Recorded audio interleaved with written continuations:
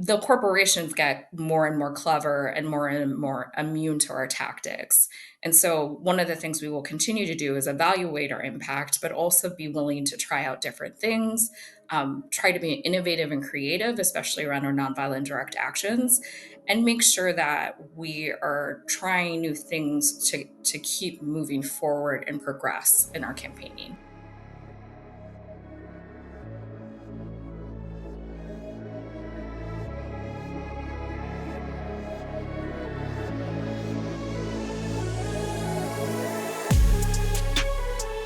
Hello and welcome to Season 2 of the RAN Wrap-Up, Rainforest Action Network's look at the good, the bad, and the ugly in news from around the world affecting the climate and all those that depend on it. As always, we're taking a look this week at the issues that ultimately affect all of us, what we can do about it, and what we are doing about it here at Rainforest Action Network. So, Season 2, we were renewed for another season, or something like that. We're back with another 9 episodes coming out every 2 weeks, and if you want to be reminded, make sure you subscribe and turn on any notifications you might need in order for us to let you know when they come out. And I know what you're thinking, Season 2, what was Season 1? Well, we put out like 9 episodes, right, of news, updates, actions, interviews, and you can go back and check them out over here if you like, and we're going to give you another 9 episodes.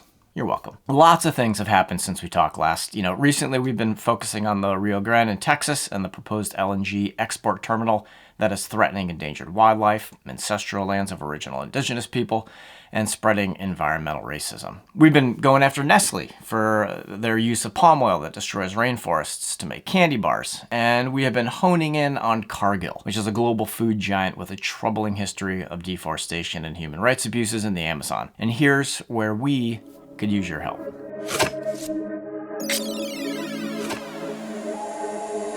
JP Morgan Chase, Citigroup, and Bank of America have extended $469 million in credit to Cargill's deforestation risk operation since 2016. And we need you to send them a message. Click the link down below in the show notes and head on over to our action page. We're asking people to share this information far and wide on their social media, and we've made it easy for you. Just click on the button, share the info, and if you want, you can give us a report back and tell us how it went. Let's create a foundation of knowledge on these issues, right? For us to build more actions and campaigns on top of it to bring all of this to an end. And I imagine you thinking, that seems like a lot of work. Is that even possible? And the answer is yes, it is. It's been done before, it's being done currently, and there's plans in place to make sure it continues to happen into the future. Which is a great segue, if I may say so myself, into our first interview of Season 2. We're talking with Njambi Good, RAN's Deputy Executive Director, about our 5-year strategic plan and how we move forward towards lasting change.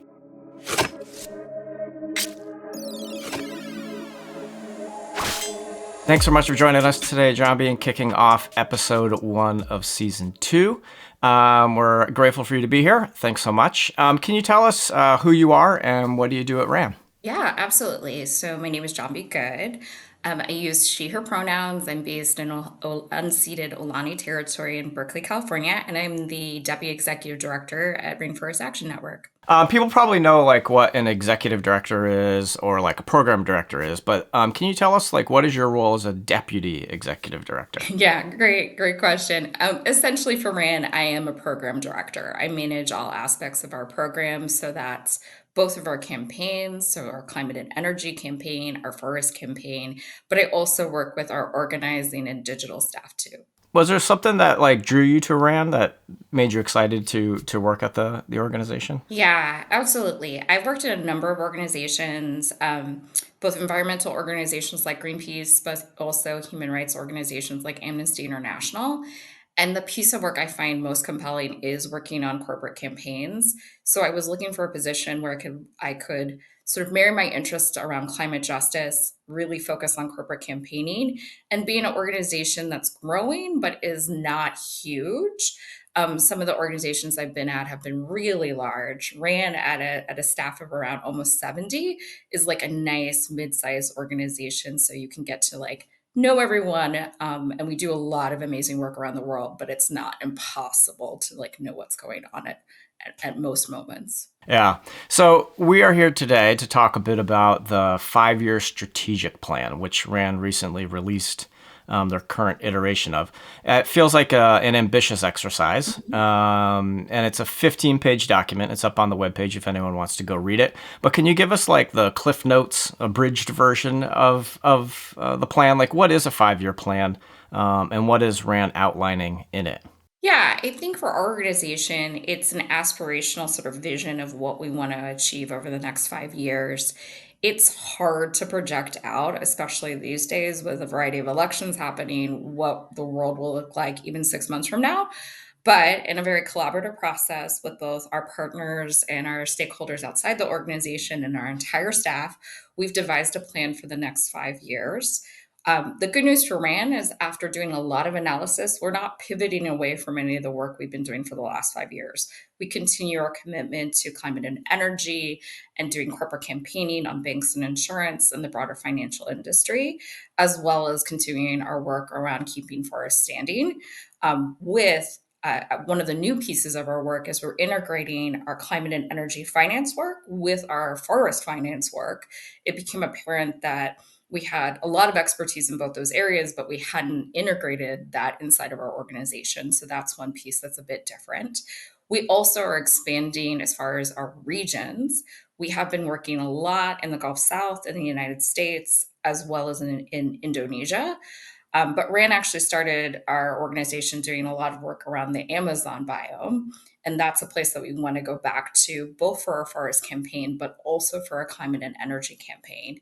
And then the work that we've been doing around liquefied natural gas and methane and site fights that have been happening in the Gulf South, we realize that those site fights are happening around the world. So we're exploring doing work in Southeast Asia around those site fights.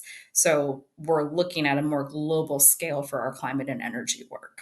Oh, that's exciting. You kind of answered the question already, but maybe there's more you want to talk about. But I was wondering, like, as we move through the next 5 years, what can we expect, like, more of from RAN? Like, what can we expect to be the same? What can we expect to be a little different?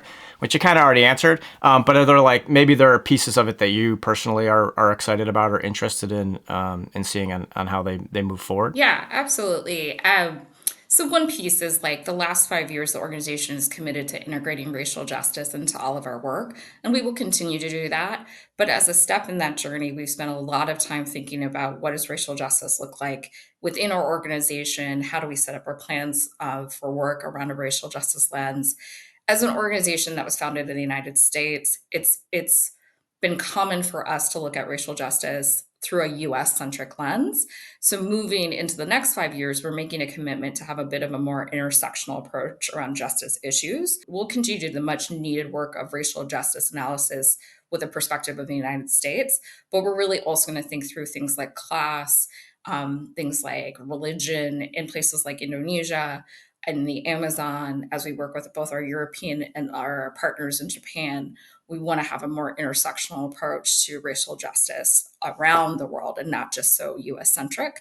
So that's one piece that's going to be a bit different. And I see it as just more of a broadening of the foundational work that we've already done.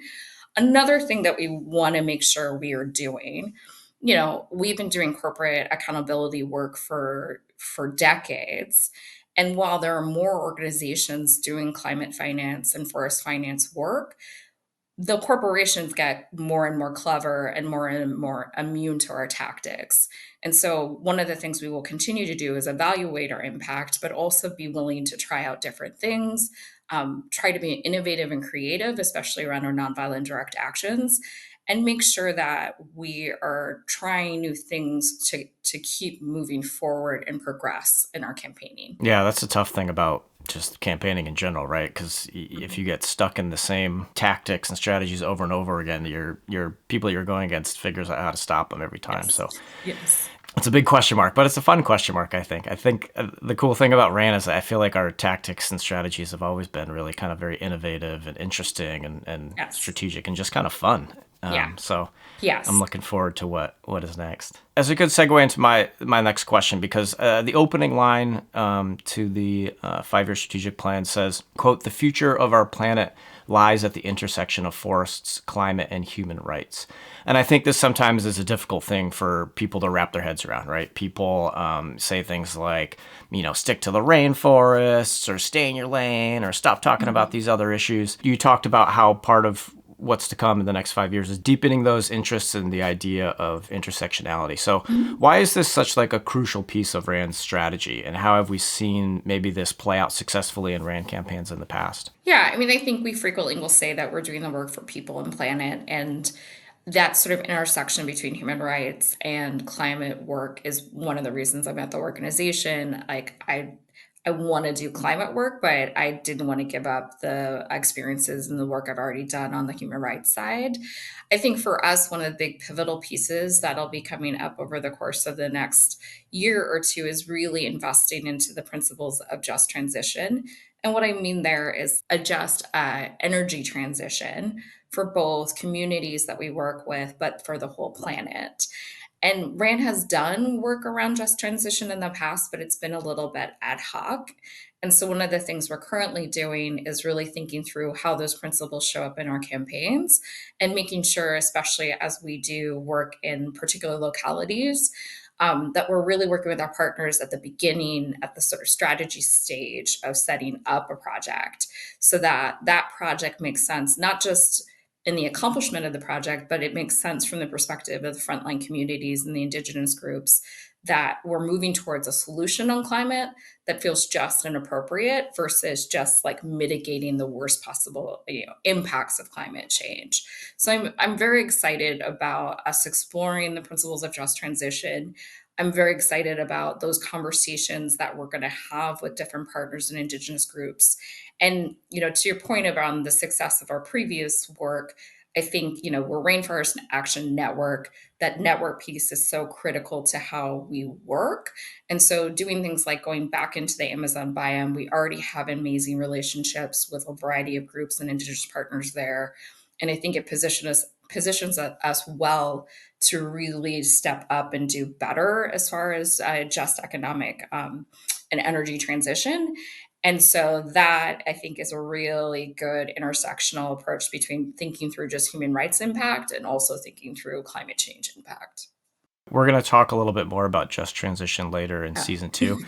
I'm pretty excited Good. about that interview. So yeah, so thanks so much for joining us. Thank you for sharing your insights into the organization. I'm looking forward to the next 5 years, and thanks so much for all you're doing. Thank you. Appreciate it.